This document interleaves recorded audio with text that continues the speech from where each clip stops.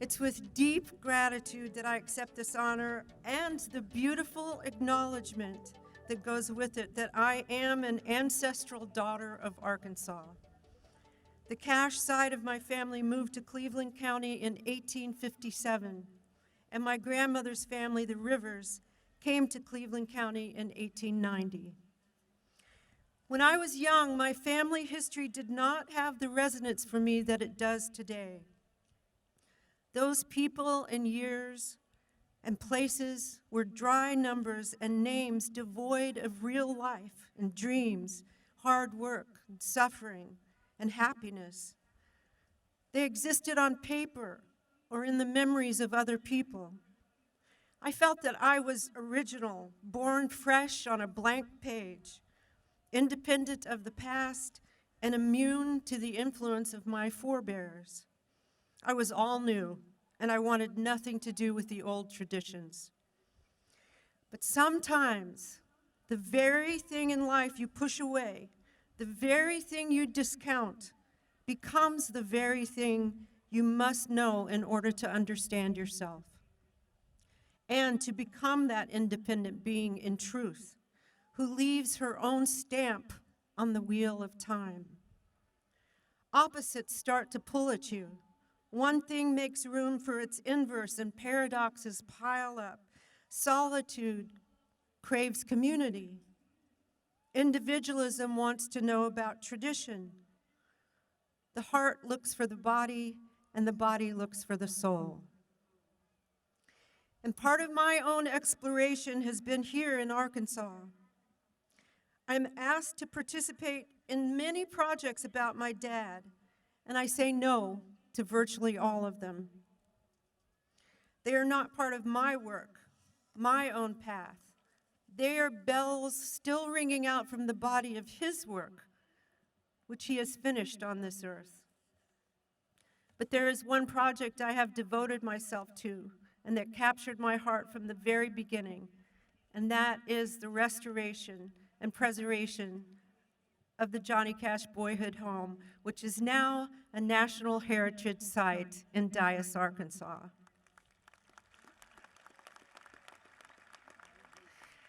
The restoration and development was led first by your own Dr. Ruth Hawkins, who drew me into the project, and is currently overseen by Dr. Adam Long. They are aided by the wonderful students and community of the Heritage Studies program here at A-State. And to all of them, my family owes a great debt of gratitude. This ongoing project is close to my heart because it is not about fame or icon status, but about my dad's humanity, his formation as a man and an artist, about the people I come from, and the music and the American significance of this New Deal era resettlement colony. The house, the land, the community all speak to me in a language I didn't understand until I got an invitation from Dr. Hawkins to join the effort. This project has fed my soul and connected me to my own history. I learned that I come from tenacious people, from itinerant preachers, generations of soldiers, farmers who plowed the sticky, rocky gumbo soil of the sunken lands, and who persevered when others gave up. My grandmother, Carrie Cash, gave birth in a house without electricity or running water, with the assistance of a doctor who came by in a horse and buggy and pulled 2 aspirin from his pocket to help her along.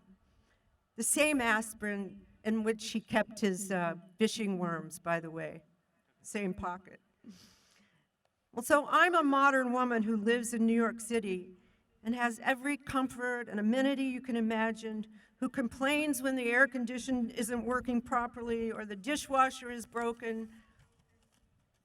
But I am 2 generations removed from a woman who raised 7 children, cooked 3 meals a day on a wood fire stove, picked cotton alongside her husband and children in suffocating heat, and never complained about anything. But I carry her tenacity, And that has given me clarity about who I am, what my work is, and where I belong in this world. And I want to ask you, graduates, did someone give you the gift of tenacity? It must have happened because you are sitting here today at the culmination of years of intense hard work. Or that tenacity may be hardwired in you and you will pass it on to someone else.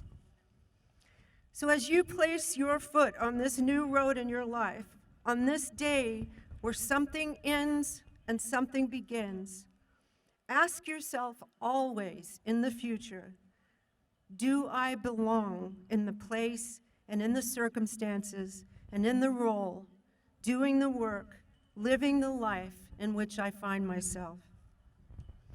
If the answer is no, then no matter how hard it is to extract yourself, you must learn from it and leave. Living where and how you do not belong creates bitterness, and bitterness kills the soul, and it gives you wrinkles as well. Where do you find meaning? Go in that direction.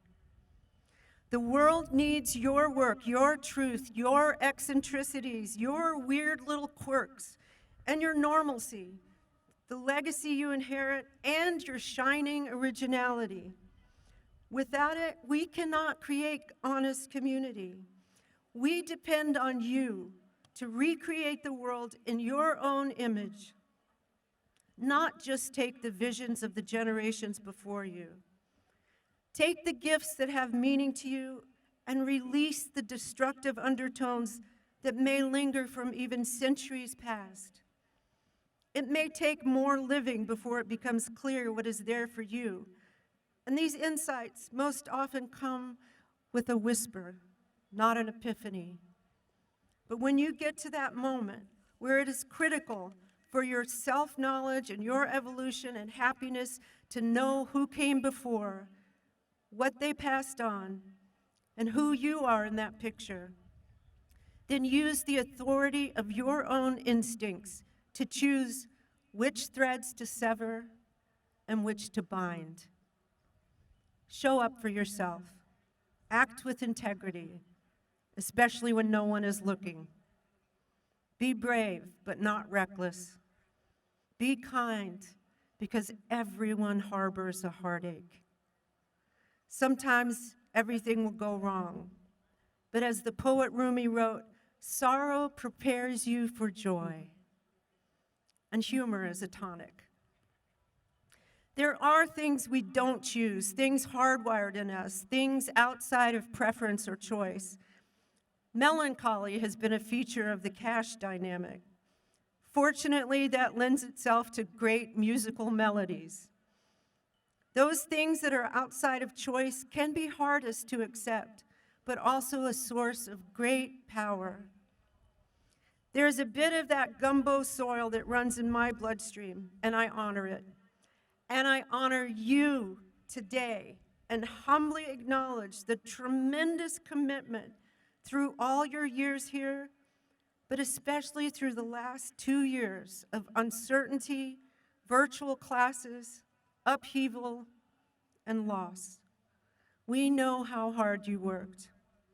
We know the dedication it required. And it is profoundly inspiring to me and to all those who supported you that you climbed to the pinnacle of this day. You should be so very proud of yourselves, and everyone here is so proud of you.